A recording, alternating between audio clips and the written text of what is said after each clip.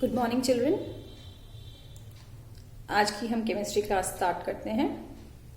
कल की क्लास जिन्होंने अटेंड किया ही होगी उनको मालूम है हमने चैप्टर स्टार्ट किया था कार्बनिक यौगिक, कुछ मूलधर्म एवं सिद्धांत।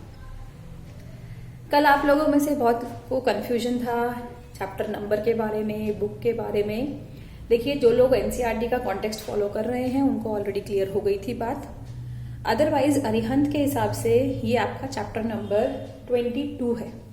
चैप्टर नंबर 22 अध्याय 22 और यूनिट 12, जैसा मैं कल आपको 12 नंबर रेफर कर भी रही थी, यूनिट 12 है। और जिन लोग को बुक में प्रॉब्लम हो रही थी ढूंढने में, इट इज चैप्टर नंबर 22। तो हम स्टार्ट करते हैं आज से।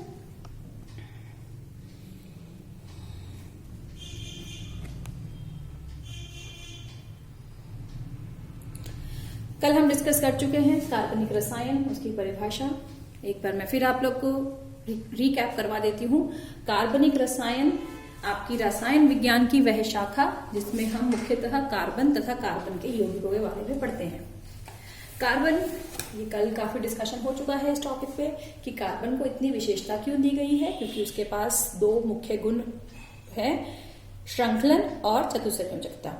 इसमें किसी को कुछ प्रॉब्लम जिन्होंने कल पूछनी थी वो पूछ चुके हैं। अगर उसके बाद भी किसी को कंफ्यूजन रह गई है तो वो आज क्लास के बाद, वीडियो के बाद, जब आपको टाइम है क्लास में, तब आप मुझसे डिस्कस कर लेना। चतुसंयोजकता और श्रृंखलन, ये दो टॉपिक्स हमने कल कंप्लीट कर लिए थे। अब इसके बाद नेक्स्ट आता है बर्जीलियस सिद्धांत। बर्जीलियस सिद्धांत को वाइटल फोर्स थ्योरी भी कहा जाता है। और वाइटल फोर्स थ्योरी में पहले क्या था, कार्बनिक यौगिकों के बारे में ऐसा माना जाता था जैव शक्ति सिद्धांत के अंतर्गत कि कार्बनिक यौगिक मतलब जो यौगिक हमें केवल जीवित पदार्थों से ही मिल सकते हैं। आपके प्लांट्स हो गए, एनिमल्स हो गए, इंसेक्ट्स हो गए, मतलब केवल जीवित ऑर्गेन, जीवित लोगों से ही हमको ये वाले पदार्थ मिल सकते हैं कार्बनिक यौगिक। जो अजीवित तत्वों से मिल रहे हैं उनको हम अकार्बनिक यौगिक कहते थे। ये तब तक था जब तक बर्जीलियस सिद्धांत, जो हमारा जैव शक्ति सिद्धांत है, जब तक वो मान्य था। लेकिन वूलर ने क्या किया, वूलर ने सन 1828, आपको सन याद करने की जरूरत नहीं है, ये साइंस है, इसमें इतनी रिक्वायरमेंट नहीं होती है। वूलर ने क्या किया, वूलर के प्रयोग से उसने लेबोरेटरी के अंदर अपना कुछ भी प्रयोग किया। अमोनियम सल्फेट और पोटेशियम साइनेट के मिश्रण को गर्म करके उसने एक महत्वपूर्ण कार्बनिक यौगिक का निर्माण करके दिखा दिया, जिसे हम कहते हैं यूरिया। यूरिया, आपको यह भी याद रखना है, क्वेश्चन ऐसे पूछ सकते हैं, सबसे पहला कार्बनिक यौगिक जो कि लेबोरेटरी में बनाया गया था वो यूरिया था। तो अभी तक वूलर के जो एक्सपेरिमेंट है उससे पहले तक क्या मान रहे थे हम, क्या मान के चल रहे थे कि कार्बनिक यौगिक का मतलब जो चीजें हमें जैविक पदार्थों से या जैविक लोगों से प्राप्त हो सकती हैं वो कार्बनिक है, नहीं तो अकार्बनिक। लेकिन वूलर ने अपना लेबोरेटरी में, प्रयोगशाला में प्रयोग करके दिखा दिया कि हम यूरिया को अकार्बनिक तरीके से बना रहे हैं। हमने कोई जैव पदार्थ नहीं लिया, हमने वहां पे सारे केमिकल्स लिए हुए हैं। क्या क्या केमिकल्स लिए थे उसने, अमोनियम सल्फेट और पोटेशियम साइनेट, इनको मिक्स किया, गर्म किया, और जब रिजल्ट निकल के आया तो आपके पास यूरिया प्राप्त हो गया। तो यूरिया एक कार्बनिक यौगिक है और वो हमने जब बनाया है उसमें कोई जैविक पदार्थ यूज नहीं हुआ है, उसमें सारे केमिकल्स यूज हुए हैं। उस समय पे बर्जीलियस सिद्धांत जो है वो खत्म कर दिया। ठीक है, तो यहां पर आकर बर्जीलियस सिद्धांत का अंत हो गया और तब हमने कार्बनिक यौगिकों की परिभाषा भी बदल दी। ठीक है, अभी तक कार्बनिक यौगिक जो चल रहा था वो अलग तरह से हम डिफाइन कर रहे थे। अब यहां पर आके हमने कार्बनिक यौगिकों की नई परिभाषा बना दी और मॉडर्न परिभाषा के हिसाब से कार्बनिक यौगिक क्या हो गए, हाइड्रोकार्बन तथा उनके व्युत्पन्न कार्बनिक यौगिक कहलाते हैं। ठीक है, हाइड्रोकार्बन किस लिए बोला, क्योंकि जब कार्बन को हम आबंध बना के देख रहे हैं, कार्बन के पास, कल पढ़ा था हमने, कार्बन के पास कितनी थी संयोजकता, 4। तो कार्बन को 4 बॉन्ड्स तो बनाने ही बनाने हैं। अब सबसे सिंपलेस्ट वो हाइड्रोजन के साथ आबंध बनाएगा। हाइड्रोजन नहीं होगा तो हाइड्रोजन को रिप्लेस करके कुछ भी XYZ, कुछ भी दूसरा चीज आ सकती है। हम बेसिकली मान के चल रहे हैं कि carbon and hydrogen are always bonded, हमेशा उनका आबंध बना हुआ है। तो इसीलिए परिभाषा में हम क्या बोलते हैं, हाइड्रोकार्बन या उसके व्युत्पन्न, क्योंकि हाइड्रोकार्बन में से क्या होगा, हाइड्रोजन हटाओगे, कुछ भी दूसरा परमाणु, कुछ भी दूसरा तत्व आकर हाइड्रोजन की जगह ले लेगा, तो वो उसका व्यक्तित्व एक और यौगिक बन जाएगा। इसीलिए अब वूलर के प्रयोग के बाद जब ये आपका जैव शक्ति सिद्धांत, वाइटल फोर्स थ्योरी फेल हो गई या उसका अंत हो गया, तो आपके पास परिभाषा भी नई बन के आ गई कि हाइड्रोकार्बन तथा उसके व्युत्पन्न कार्बनिक यौगिक कहलाते हैं। ठीक है, कार्बनिक रसायन की परिभाषा में कुछ चेंज नहीं आया। कार्बनिक रसायन वही है अभी तक, जहां पर रासायनिक विज्ञान की वह शाखा जिसमें हम कार्बनिक यौगिकों के बारे में पढ़ रहे हैं, लेकिन कार्बनिक यौगिक क्या थे ये अभी तक और उससे पहले तक थोड़ा डिफरेंट माइंडसेट था। ओके, चलिए अब कार्बनिक यौगिक और अकार्बनिक यौगिक में जो डिफरेंस है वो सिर्फ आपके नॉलेज के लिए, as per the 11th class concerned, इतना आपको बेसिक पता होना चाहिए। तो इनके डिफरेंसेस करने के लिए आपकी बुक में पेज नंबर 687 पर आप लोग रेफर कर लेना। एक टेबल बनाकर दे रखा है डिफरेंशिएट करने के हिसाब से, उनमें क्या क्या अंतर आते हैं, उनकी घुलनशीलता के हिसाब से, उनकी ज्वलनशीलता के हिसाब से, उनकी संरचना के हिसाब से, उनके गलनांक, क्वथनांक। ठीक है, तो ये सब जो चीजें हैं ये आप बुक में रीड करोगे, बहुत सिंपल है, समझ में आ जाएगी। अभी वीडियो एंड होने के बाद आपके पास क्लास में टाइम बच जाएगा, आप लोग उसमें रीड करना, जो प्रॉब्लम्स होंगी मुझसे साथ के साथ डिस्कस कर लेना। ठीक है, तो कार्बनिक और अकार्बनिक यौगिकों में अंतर ये आपको टेक्स्ट बुक से रीड करना है, इसमें कुछ समझाने वाली बात मुझे नहीं लग रहा है, लेकिन फिर भी अगर किसी को कोई भी डाउट रह जाता है तो वो मुझसे पूछ लेना। ठीक है, जब आप यहां तक कर चुके होंगे तो पेज नंबर 688 पर चेक पॉइंट 22.1 अपने पास नोट कर लो।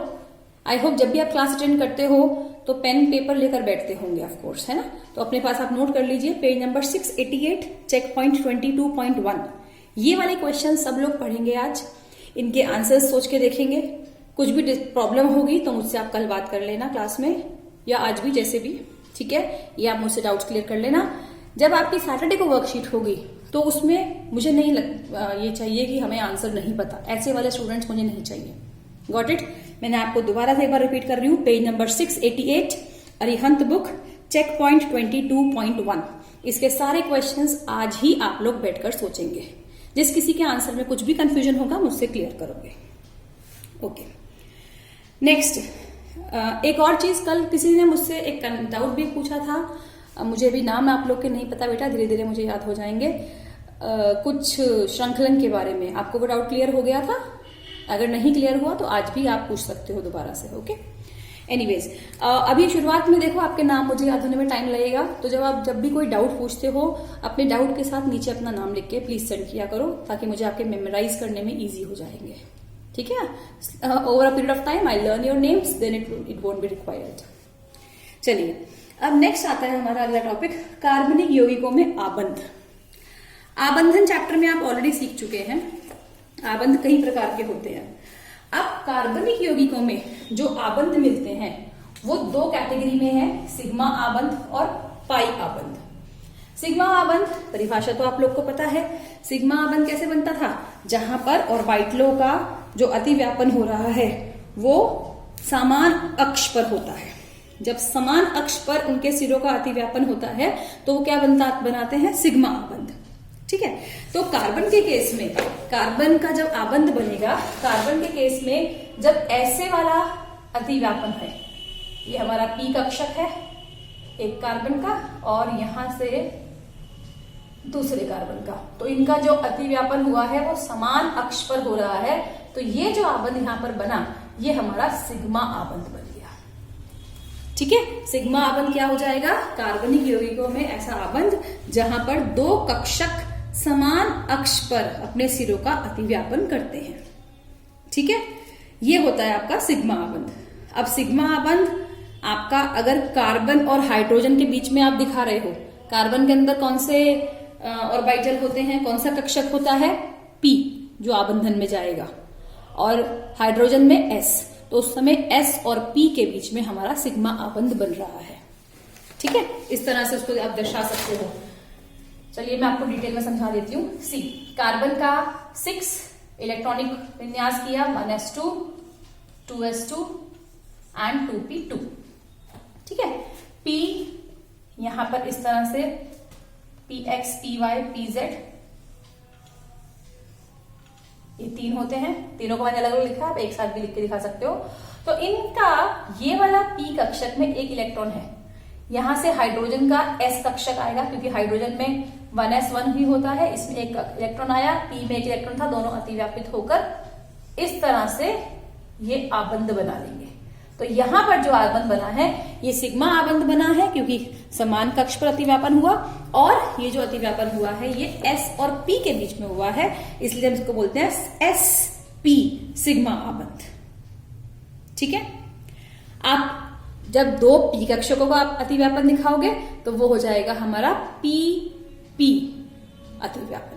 ठीक है, ऐसा तब होगा जब कार्बन के साथ कार्बन का आबंध बना रहे होंगे आप, या आगे जाके आप पढ़ोगे हाइड्रोजन के अलावा औरों के साथ भी आबंध बन सकते हैं। क्लियर? अब इसमें याद रखना ऑलवेज जहां पर भी आपका सिग्मा आबंध बन रहा होगा वहां पर आपका एक सिंगल बॉन्ड बनेगा। ठीक है, अभी आपको आगे क्वेश्चंस आते हैं, संरचना लिख के दे देंगे या सूत्र लिख के दे देंगे, उसके अंदर आपको आबंधों की काउंटिंग करनी होती है, संख्या बतानी होती है, कितने सिग्मा आबंध है, कितने पाई आबंध है। तो वहां उस जगह पर ये याद रखना कि सिग्मा आबंध का मतलब 1 single bond. Is it okay? चलिए, अब नेक्स्ट आता है हमारा पाई आबंध। पाई आबंध में क्या है, यहां पर जब कक्षकों का अतिव्यापन हो रहा है तो वो समान कक्ष पर नहीं हो रहा है, वो पार्श्व अतिव्यापन करते हैं। ठीक है, पार्श्व अतिव्यापन और अंतर नाभिकीय अक्ष के तल पर होता है, उस समय हमारे पास पाई आबंध बनता है। ठीक है, इसको आप अगर डायग्रामेटिकली शो करना चाहते हो तो ये हमारा एक कार्बन का p कक्षक है और दूसरे कार्बन का p कक्षक इस तरह से है। तो दिस वे ये जो आबंध हुआ है ये एक पाई आबंध बना है। समझ में आ गया? पाई आबंध जब आपके पास जो कक्षक हैं वो अतिव्यापन पार्श्व कर रहे हैं और अंतरनाभिकीय अक्ष के तल के ऊपर एवं नीचे, नाभिकीय अक्ष तो ये वाला है ना, इसके ऊपर एंड इसके नीचे ये अतिव्यापन हो रहा है, तो हमारा पाई अतिव्यापन बन गया। अब ध्यान रखना, जब भी आपका पाई आबंध बन रहा है, पाई आबंध में आपका अगर एक पाई आबंध है तो वहां पर आपके पास एक डबल बॉन्ड है। ठीक है, एक डबल बॉन्ड कहने से मतलब एक सिंगल बॉन्ड, एक सिग्मा आबंध और एक पाई आबंध। जब आपके पास ट्रिपल बॉन्ड जहां पर बनेगा, जहां पर 3 बॉन्ड्स बनेंगे, तो वो होंगे आपके पास एक सिग्मा बॉन्ड और 2 पाई बॉन्ड्स। ठीक है, ये काउंटिंग करने में आपको हेल्प मिलेगी इससे। आबंध जब गिनने को क्वेश्चंस आते हैं तब आपको जरूरत पड़ेगी। चलिए मैं एक बार आपको समझा ही देती हूँ इसका एक उदाहरण। सपोज हम एक कंसिडर करते हैं एक कार्बनिक यौगिक CH triple bond CH double bond CH then single bond CH3। Suppose मैंने ये एक आपको कार्बनिक यौगिक दे दिया और इसमें आपको आबंधों की संख्या गिननी है। देखो मैंने अभी आपको क्या बताया था, सिग्मा आबंध का मतलब सिंगल बॉन्ड। ठीक है, तो जहां पर ये सिंगल बॉन्ड है यहां पर हमारा कौन सा आबंध हुआ, सिग्मा। मैं शॉर्ट में ऐसे लिखती जाती हूँ। ठीक है, ये हमारा सिग्मा हो गया, एक यहां पर सिग्मा हो गया, एक यहां पर सिग्मा हो गया। ये CH3 को अगर मैं और ज्यादा एक्सपैंड करके लिखूं तो कैसे होगा, 1 2 3, ये 3 हाइड्रोजन इस तरह से प्रेजेंट है। तो sigma sigma sigma and sigma. तो जहां जहां हमारे को सिंगल बॉन्ड दिख रहा है वहां सब जगह हमने सिग्मा लिख दिया। अब पाई आबंध 2 तरह से हो सकते थे ना, या तो डबल बॉन्ड में या ट्रिपल बॉन्ड में। मैंने अभी आपको बताया था जहां पर डबल बॉन्ड बन रहा है वहां एक सिग्मा आबंध है और एक पाई आबंध है। जहां ट्रिपल बॉन्ड बन रहा है वहां एक सिग्मा आबंध है और 2 पाई आबंध है। अब काउंट करो, यहां पर ट्रिपल बॉन्ड है, इसका मतलब एक सिग्मा है और 2 पाई है। इधर डबल बॉन्ड बन रहा है तो यहां पर एक सिग्मा है और एक पाई है। ठीक है, हमने सारे आबंध लिख लिए। अब हम इनकी गिनती अलग अलग करते हैं। अब आप लोग गिनो, सिग्मा कितने हैं टोटल, 1 2 3 4 5 6 7 8। सिग्मा की संख्या हो गई 8। और पाई कितने हैं, 2 यहां पर है एंड 1 यहां पर है, तो पाई आबंध कितने हो गए, 3। ठीक है। तो इस तरह आप किसी भी कार्बनिक यौगिक में सिग्मा और पाई आबंध की संख्या गिन सकते हैं। समझ में आ गई?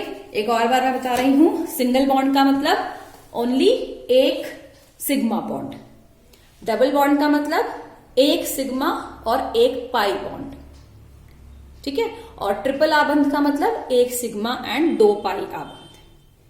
ठीक है बेटा, अब मैं आज की वीडियो में आपको ओनली इतना ही बताऊंगी।